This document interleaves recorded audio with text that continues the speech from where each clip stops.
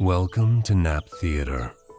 Tonight, you're invited to let go of your day and gently settle into a state of deep relaxation, guided by the soft glow of Norse legend.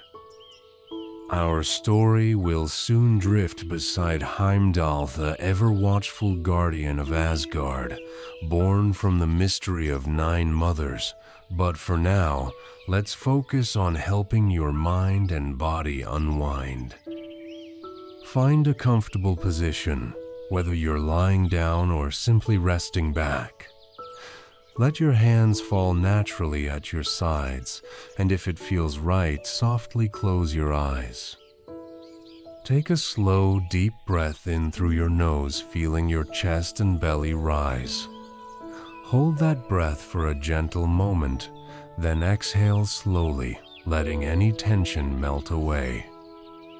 With each breath, imagine your body growing heavier, your muscles loosening, and your thoughts becoming softer, like distant clouds drifting across a quiet northern sky. Picture yourself in a safe, peaceful place, a cozy room warmed by candlelight, a sunlit meadow, or perhaps a secluded Nordic shore where the waves hush against smooth stones. Let the details of this place come alive. The warmth of a blanket, the subtle scent of pine or sea air, the gentle hush that surrounds you. As you breathe, let your senses fill with comfort. Notice the faint sounds, the feeling of calm settling over you, the sense that you are exactly where you need to be. With every exhale, release anything you no longer need: worries, to-do lists, stray thoughts, letting them drift away like little boats on a wide, calm sea. There's nothing you need to do right now except rest and listen. You are safe, you are cared for, and you are welcome here. Soon, the story of Heimdall and his 9 mysterious mothers will unfold, woven with ancient secrets, shimmering waves, and the gentle watchfulness of legend. For now, trust that you are exactly where you need to be, and let your mind begin to wander gently, ready for a soothing adventure. Now, let yourself relax completely and allow the journey to unfold. You find yourself standing on a rocky shore, the sky a deep twilight blue, the air tinged with salt and mystery. The waves crash and hiss, each one whispering secrets from a time when gods walked among mortals and the world was still young. Somewhere, a gull calls out a sound as ancient as the stones beneath your feet. You can almost feel the chill of the spray on your skin, the wind tugging at your hair, and the distant scent of pine and smoke from a fire that's been burning for centuries. Tonight's story begins not with a single mother, but with 9. That's right, 9 mothers. If you're thinking, that sounds like a logistical nightmare, you're not alone. Historians still argue whether the Norse poets were being literal, symbolic, or just showing off their ability to count past 3. But the old sagas are clear. Heimdall, the shining guardian of Asgard, was born of 9 sisters, known as the 9 mothers of Heimdall. Who were these 9 women? Well, that depends on which ancient scroll you consult and how much mead the storyteller had consumed. The most popular version says they were the daughters of Aegir, the sea giant, and his wife Ran, the goddess of drowned sailors. These sisters are sometimes called wave maidens, which is exactly as glamorous and impractical as it sounds. Imagine trying to coordinate a family dinner with 9 siblings who are also literal waves. The Norse never made things easy. You trudge along the wet sand, each step squishing satisfyingly beneath your feet, and you picture the 9 sisters standing in a crescent at the water's edge. Their hair is wild as seaweed, their eyes deep as the ocean. Each one is distinct-toned, tall and stern, another laughing and mischievous, a third with a gaze so calm it could smooth even the choppiest seas. The sagas give them names like Gjalp, Greip, Isla, Ergjafa, Ulfrun, Angeja, Imther, Atla, and Jarnsaxa. Try saying those after a mug of hot chocolate. Or don't your tongue deserves a restful night too? The story goes that Odin, the Allfather himself, encountered these sisters on the shore. Did he woo them? Did he strike a deal? Or did he simply get caught in a riptide of mythological logic? The details, as with so many things in Norse legend, are left deliciously vague. What's clear is that from this union, however, it happened Heimdall was born, not in a hospital with a nice sterile nursery, but on the wild, untamed edge of the world, where the sea meets the sky, and anything is possible. As you listen, you wonder, why 9 mothers? Was it a metaphor for the 9 worlds of Norse cosmology? Or perhaps a poetic way to explain Heimdall's many Talanchi's superhuman senses, his ability to hear grass growing and see for hundreds of leagues?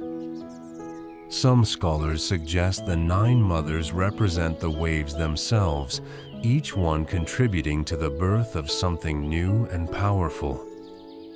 Others argue that the number 9 simply sounded impressive after a long winter indoors. A quirky tidbit. In some versions of the myth, Heimdall is said to have been born with the sun shining on his face, the wind at his back, and the salt spray of the sea in his hair. Not a bad way to enter the world, beats the average hospital lighting, anyway. And unlike most babies, Heimdall arrived ready for action. According to the poem Heimdallar Galdr, he was born fully grown, with teeth already in place. Imagine the savings on baby food and tiny socks. As you walk, you notice the sisters are not alone. The shore is dotted with strange objects, gleaming shells, tangled nets, and oddly, a Viking helmet with a suspiciously modern-looking pair of sunglasses perched on top. You wonder if even ancient gods needed a break from all that glare. Maybe it's a sign that even in the oldest stories, a little humor sneaks in, like a sea otter popping up where you least expect it. The sound of the waves grows softer, and you feel yourself drifting, the details of the story swirling around you like mist. You remember that historians still debate whether Heimdall's 9 mothers were meant to be taken literally, or if they're a poetic device on more riddle in a mythology that delights in riddles. Some even say the story was meant to explain the unpredictable nature of the sea, or the way new life can spring from chaos and uncertainty. You pause at the water's edge, the sand cool beneath your feet, and you look out at the endless horizon. Somewhere out there, beyond the reach of sight and sound, Heimdall is waiting to be born, his destiny already written in the stars and the surf.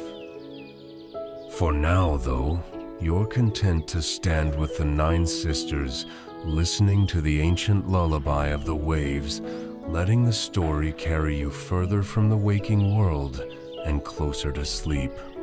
You trudge forward along the tide-kissed sand, every footstep a gentle rhythm that lulls your senses even further. The sky here isn't quite night yet. It's that pale indigo hour when the world holds its breath, and the horizon blurs into a silvery ribbon. Salty mist clings to your eyelashes, and you can taste the tang of seaweed on the breeze. There, just beyond a scatter of driftwood, stand the 9 sisters giantesses or wave maidens, depending on who's telling the tale, each one shimmering with an otherworldly glow. They line up like a row of polished gemstones caught between sea and sky. The tallest sister, Jalp, towers over the rest. Her hair cascades in salt, white waves in her eyes glint with the sharpness of a storm-tossed peak. Beside her, Gripe laughs low and musical, her voice echoing like shells clattering on rocks. You half expect to see seagulls settle on their shoulders, but these sisters belong to the water itself. They are Aegir and Ran's daughters, born of the ocean's depths and crowned as its living waves. A mainstream Norse myth rooted in the Prose Edda. You step closer, and the sisters shift in unison, their gowns of foam and spray swirling around their ankles. Each one bears a name that thrums with the sea's might: Aesla, Ergjafa, Ulfrun, Engeja, Imther, Atla, and Jarn Saxonames that feel like salt cradled in your tongue. Utter them slowly, savoring the syllables as they roll across your lips. One sister reaches out, and you feel a droplet land on your hand, cold, alive, as if the sea itself is greeting you. Welcome, their chorus murmurs, voices weaving together like currents converging. It's the kind of welcome you'd expect from a B&B that offers free breakfast, but definitely charges by the dream. A light joke drifts in. Coordinating breakfast for 9 wave-ridden siblings must be a scheduling nightmare. Thankfully, nobody's writing a Yelp review here. They guide you to a shallow pool where the water gleams like polished obsidian. Historians still argue whether these sisters were literal deities worshipped by coastal communities or simply poetic symbols for the unpredictable sea tides. Some scholars insist the poetic Edda's brief stanza was enough for sailors to whisper prayers before setting sail. Others say it's a metaphor stretched too thin across generations. Either way, the sisterly gathering crackles with mystery. As you crouch by the pool's edge, you spy curious relics embedded in the sand: a cracked drinking horn inscribed with runes, a barnacle, encrusted comb, and what looks suspiciously like a Viking-era smartphone case, probably just driftwood, though you'd bet a mead-soaked coin that someone carved that last one as a prank. That modern aside tickles you ancient pranksters aren't so different from today's internet trolls, it seems. Each sister steps forward to introduce herself, not with words, but with a tangible gift. Gyalp offers you a smooth pebble heated by sun and tide, still warm to the touch. Grape presses a strand of living kelp into your palm, its tendrils wriggling like tiny serpents. Aesla breathes out a puff of mist that smells of driftwood smoke. Ergjafa lifts a swirl of frothy water that dances like liquid moonlight. Ulfrun's gift is the sound of distant whale song vibrating in your ears. Engeja trails a sock you never knew you lost.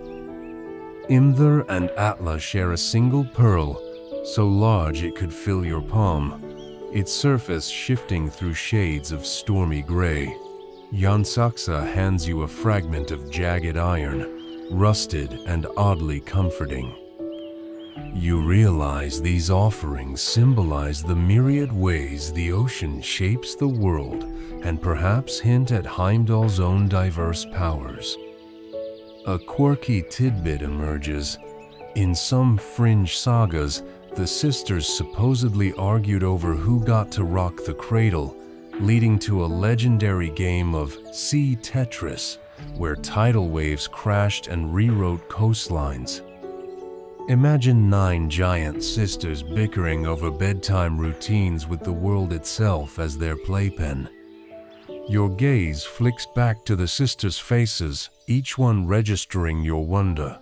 Yet there's a solemn undercurrent. These aren't just ethereal hostesses, they're the architects of Heimdall's origin. You glance at the horizon, half expecting Odin himself to stride from the mist, but instead, the waves swirl into patterns that mimic a crown.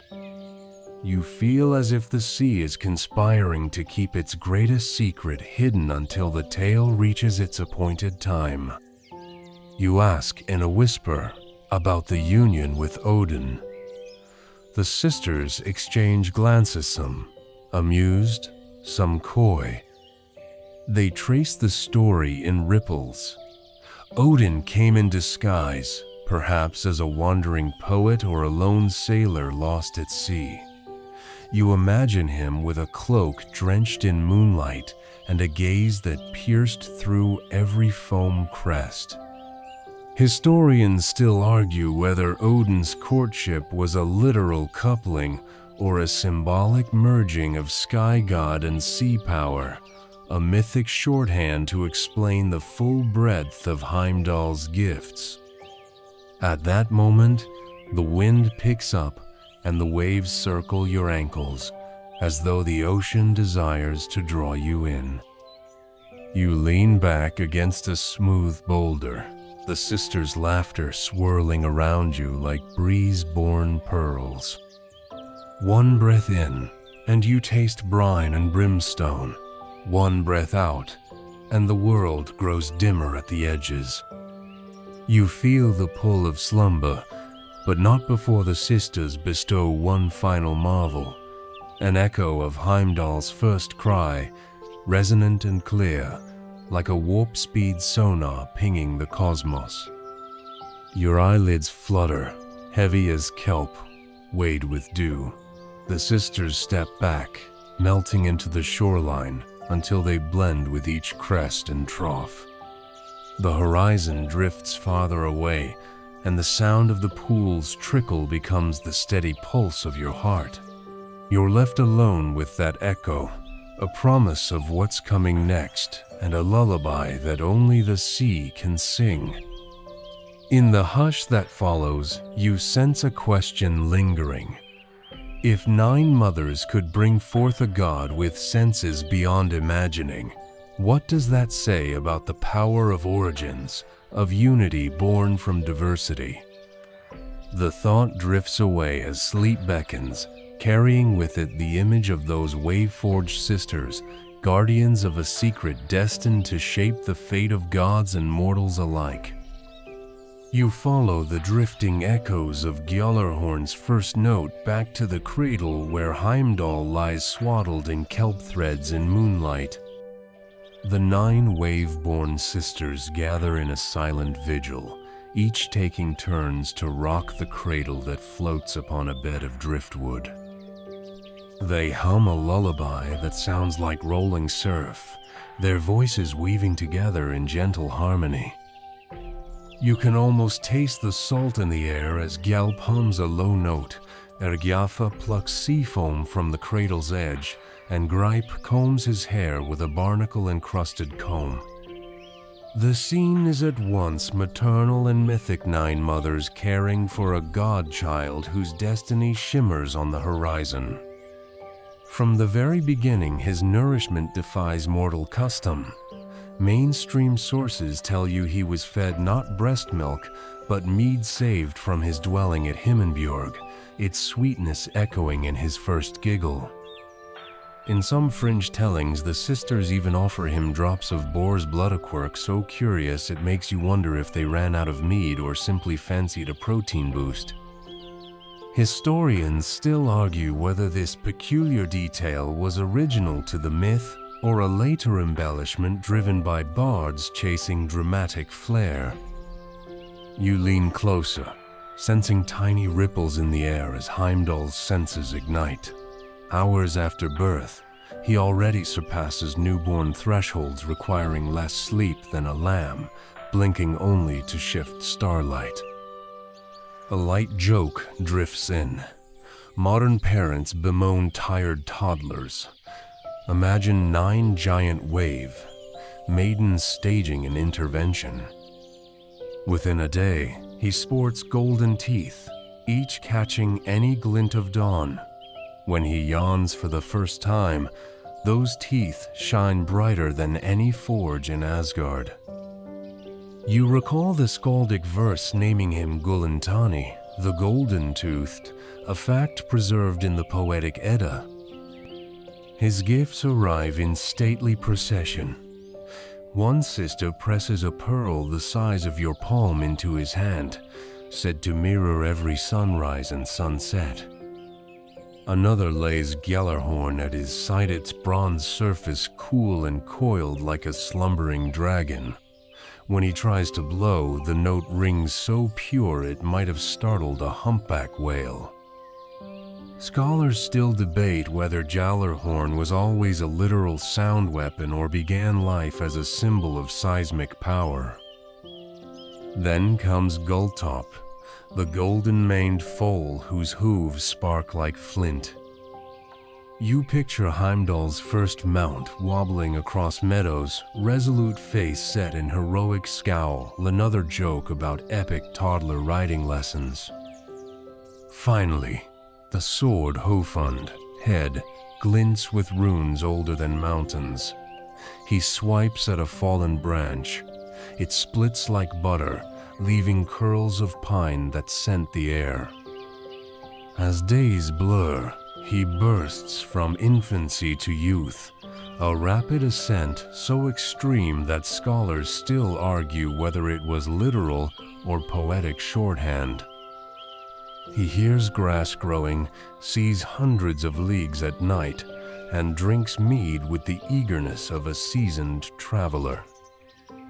One of his mothers cools his brow with a spray of sea mist. In fringe lore, they weave kelp into blankets, blending ocean and dream. At dawn's edge, the sisters counsel him on duty. Guard Asgard's borders from giants and tricksters alike. He nods, muscles taut like harp strings, senses attuned to every whisper of wind. As you step back, Heimdall stands poised between worlds armed with horn, sword, and steed ready to stand vigil across the 9 realms and beyond. As the final echoes of Heimdall's cradle lullaby drift into silence, you find yourself floating on a slow current of calm. Let your breathing match the gentle rise and fall of the tide. Each inhale a soft wave, each exhale a shore-kissed whisper. Feel the weight of your body rest deeper into the mattress, limbs softened like sea-worn driftwood. Allow every muscle, your shoulders, your jaw, your torso grow heavy and at ease. With each passing moment, the boundary between wakefulness and slumber blurs, like the horizon at twilight, where sea and sky become one. Picture the 9 wave maidens melting into the endless surf, their lullaby lingering in distant foam.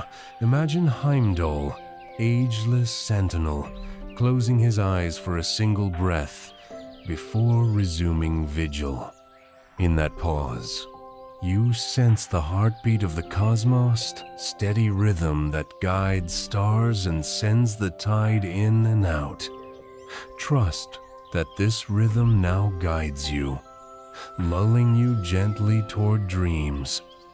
If thoughts drift in tomorrow's tasks, yesterday's regret simply, watch them recede like ripples on smooth water. No need to chase them, no need to hold on. They will fade beneath the vast canopy of your calm mind. Here, in this quiet crevasse between worlds, you are safe, you are held, you are gently carried by the same currents that bore Heimdall to his destiny. Now let the final veil of consciousness fall. Embrace the soft shadows, the distant hush.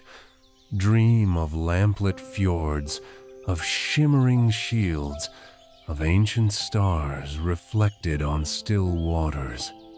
And as you drift, know that you are watched over by gods, by wave maidens, and by the quiet power of your own peaceful heart.